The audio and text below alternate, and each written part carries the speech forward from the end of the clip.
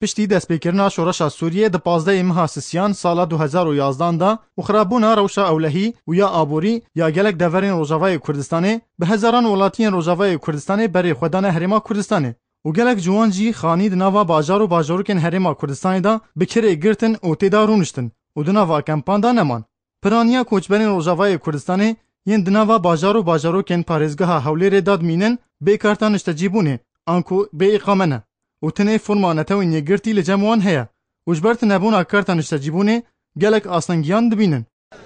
Navê me Îmen e ji bajarê Qamişlomê û zatîmê vekê qaçaxî zatîmê. Bajarê Hewlêrê ji xwe dişexulin vê dekê Berqelayê ji xwe aw difroşim û gelek zehmetî ji hene gom dirin carên dirin domîzê nehene gom herin. Ji ber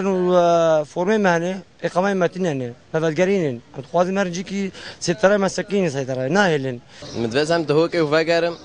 ez hem cem ehlê xwe bêriya wa kiriye vê ca nahêlin. Tu herî wê de tu nematkarî werî vê de ji ber şixul jî tu çî cem hineka şixulî dibêjin te îqameta nebê tu naşixul. Li gor zanyariyên arkê ku di nava bajar û bajarok û gundên parêzgeha Hewlêrê da nîzîkî 6000 koçberê Rojavayê Kurdistanê hene û piraniya wan bê îqame ne û biryar hatiye dayîn ku îqame ji bo wan bên dayîn.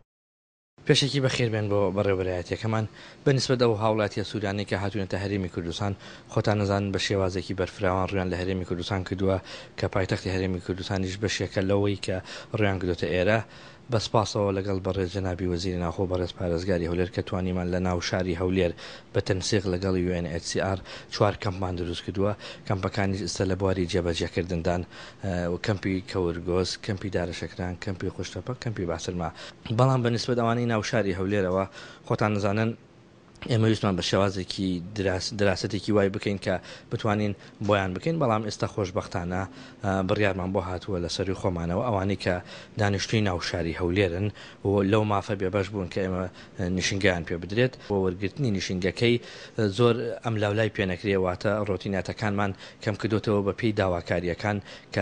هەر لە هەمان شوێن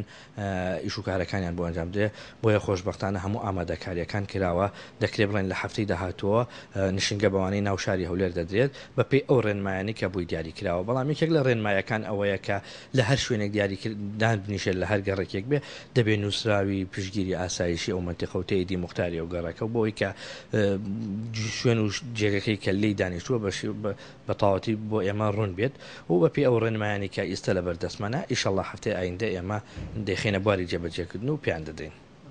داینا karta niştecîbûnê ji bo koçberên Rojavayê Kurdistanê yên li parêzgeha Hewlêrê wê gelek pirsgirêkên wan çareser bikin. يعني جوا إقامة جو إقامة هبة في ذي قال لك كلمات كجوا شنو هاتنامة جبوا شغل يعني شنو هاتنامة أنو الفيدي وخنيج يعني شغال بخازن خنيج كريجن خنيج نادني كأنه ندفع حصرنا إقامة هبة. Tê zanîn ku koçberên Rojavayê Kurdistanê yên li parêzgehên Duhok û Silêmaniyê dimînin kartên niştecîbûnê hene û tinê yên li parêzgeha Hewlêrê dimînin ji bo wan nehatiye dayîn yan tenê yek carê hatiye dayîn. Nîzîkî 6000 koçberên Rojavayê Kurdistanê di nava bajarê Hewlêrê û bajar û bajarokên bi ser wê ve dimînin û piraniya wan heta niha bê îqame ne û biryara heftiya bê îqame li ser wan bê de beşkirin. Ji bo bername Ark Sabah Reşîd Hewlêr.